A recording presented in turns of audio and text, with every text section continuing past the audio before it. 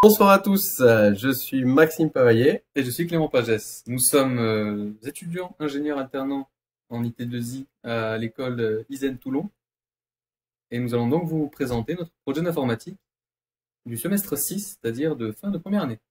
Alors, pour commencer, nous allons vous définir un petit peu Les bases du projet. les bases du projet. Nous allons ensuite vous présenter l'idée qu'on a eue, sur quoi on est parti. Ensuite, les spécifications techniques, donc les techniques qu'on a mis en place pour mener à bien le projet. Exactement. Puis, s'en suivra une petite présentation du projet, donc sous une autre fenêtre, pas un PowerPoint. Puis nous conclurons assez brièvement. Alors, le projet. Pour ce projet, nous devions utiliser des listes chaînées, donc une technique qui nous a été enseignée ce semestre. Et le programme devait impérativement comporter des fonctions utilisant ces listes, donc l'ajout, la suppression, la modification de paramètres de la liste. Ensuite, l'autre partie qui était obligatoire du projet, c'était donc un moteur de simulation, c'est-à-dire que nous devons faire une simulation sur notre idée, que nous reviendrons plus tard. Le projet devait être exécutable sous Linux et puis aussi pouvait l'être sous Windows.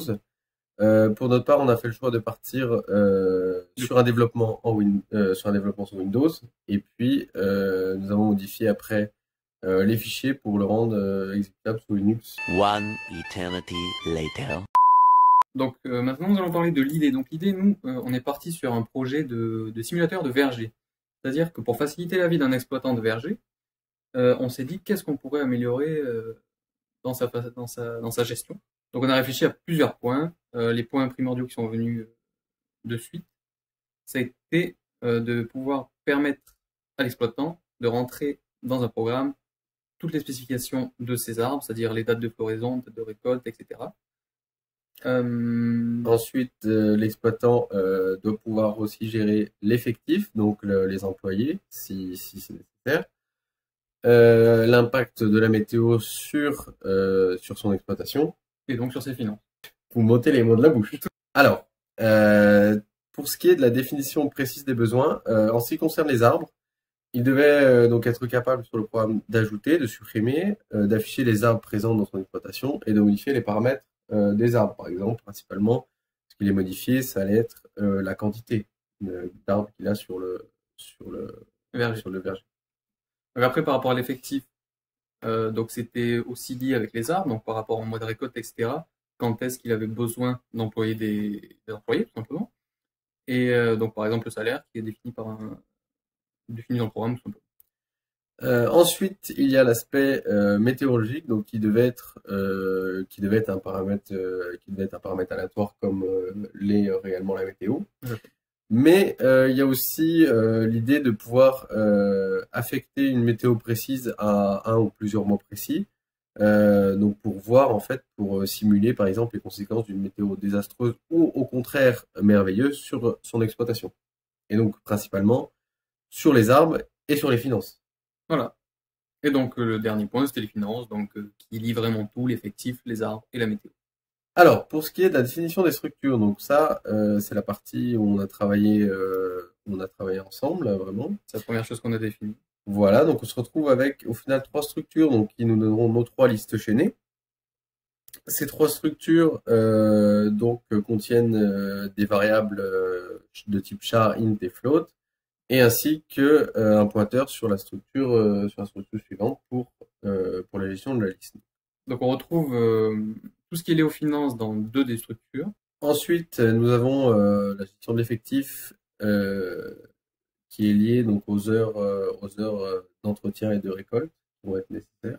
Donc H total entretien regroupe les heures d'entretien et les heures de récolte. Et après, on a les variables de tout ce qui concerne la météo. Donc après, on peut voir que toutes les variables qui sont impactées dans la simulation sont logiquement dans la structure simulation.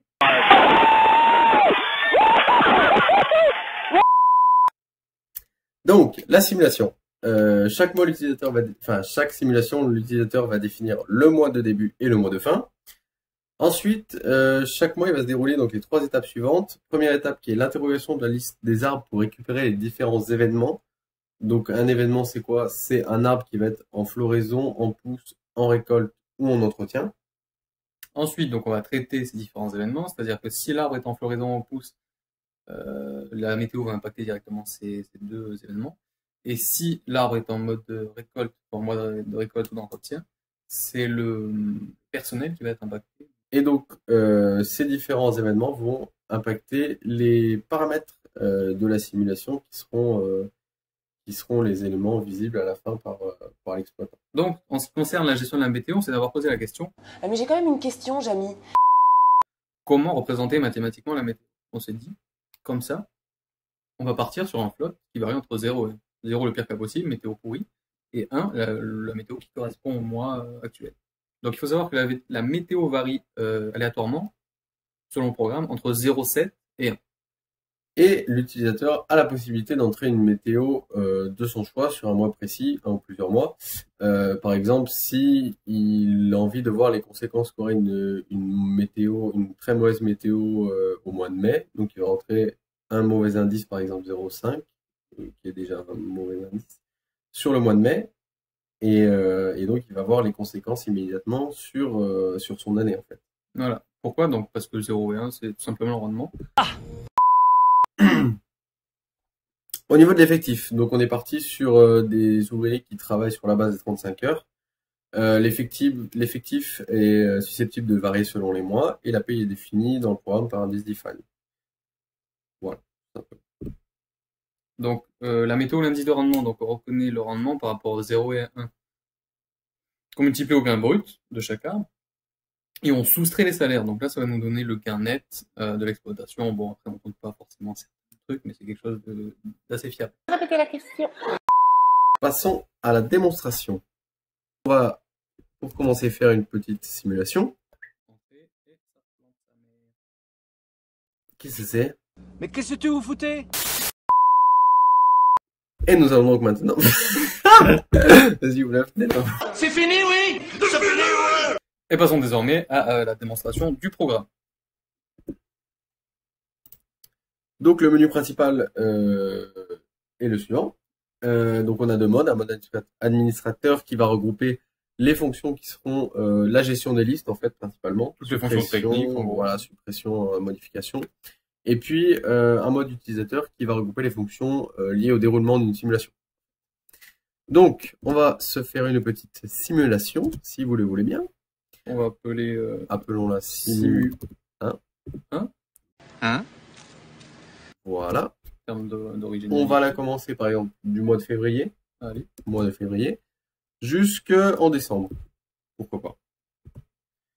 On ne va pas affecter de météo spéciale pour l'instant à un mois. Voilà, on va laisser comme ça. Et donc la simulation est partie. Donc on voit bien que les indices de météo ne dépassent pas le 1, ce qui est logique, mais ne dépassent pas dans l'autre sens non plus les 0,7. On l'a défini entre 0,7 et 1. Ah bon? Tout à fait. Et donc on va voir apparaître pour chaque mois en fait le gain généré par les arbres qui seront en récolte. On a aussi le nombre de personnes qui va être nécessaire d'employer pour entretenir et pour récolter. Quels arbres sont en pousse, quels arbres sont en floraison, etc. Et on va retrouver en bas donc le gain brut de l'exploitation, le gain net, le nombre de personnes maximales, personnes moyennes et la météo moyenne. Donc on va venir afficher cette simulation, voilà, si on veut la retrouver. Donc, C'est un bordel. Ensuite, on va en refaire une, mais en mettant un indice de météo que nous allons choisir. Par exemple, la Simu 2 qu'on va appeler comme ça. On va mettre un indice plutôt mauvais, hein, un indice, mettons, 0,2 au mois de mai. Donc là, on propose oui. Numéro du mois de mai, 5, c'est ça. Et là, on va mettre un 0,2, histoire de très mauvaise météo. Voilà. Là, il nous repropose, si jamais on veut vraiment une année pourrie, mettre aussi à juillet. C'est pas le cas, parce que déjà, mois de mai, c'est pas mal. Hein. Donc voilà, on va continuer. Et là, la simulation se déroule. Sauf que logiquement, au mois de mai, bim, météo 0,2. Donc là, c'est la cata, parce qu'on a beaucoup de mois d'arbres, en fleurs à ce mois-ci, des pousses, etc. Donc logiquement, l'année va pas être terrible, exactement ce qu'on peut voir. Donc le gain brut qui est pas forcément bon déjà, et par contre le gain net, en fait, c'est pas un gain, c'est une perte, parce qu'au mois de mai, tous les arbres qu'on a, il y a eu la grêle, et voilà. Du coup, mauvais rendement, très mauvaise année. Et voilà. L'assurance. Et donc on observe ici, donc voilà, notre gain brut qui a fortement baissé et notre gain net qui est maintenant dans le négatif, puisque le nombre de personnes moyen restait le même. Ça veut dire qu'on a besoin toujours du même nombre de personnes en fait, en fin de compte, mais si vous voulez, les fruits ne peuvent pas être vendus dans l'état. Et voilà, Jamy. Donc nous allons finir par notre organisation. Nous avons commencé par travailler ensemble, donc vraiment travailler en même temps sur le fichier structure, donc le fichier structure qui regroupait donc toutes les structures, donc qui était vraiment la base du programme.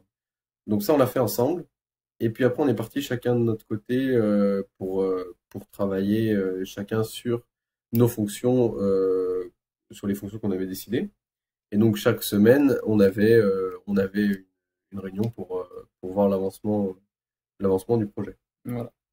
Donc voilà, pour finir, eh bien, je dirais que c'était un projet qui était vraiment intéressant, un projet qu'on a pris au sérieux puisqu'on a commencé à coder, donc on a commencé à coder très tôt, c'est vrai. Une semaine après le début de. Et ça nous a permis de pas être surchargé de travail, d'en faire un petit peu à chaque fois, pour au final arriver à un résultat dont nous sommes, il faut le dire, plutôt fiers. C'est satisfait de la réponse. C'est ça, Ouais. tout à fait. Je pense que le travail fourni a été suffisant et le résultat est présent. Exactement. Merci à tous de nous avoir suivis. Si vous voulez vous abonner, cliquez sur le bouton en bas. Brah!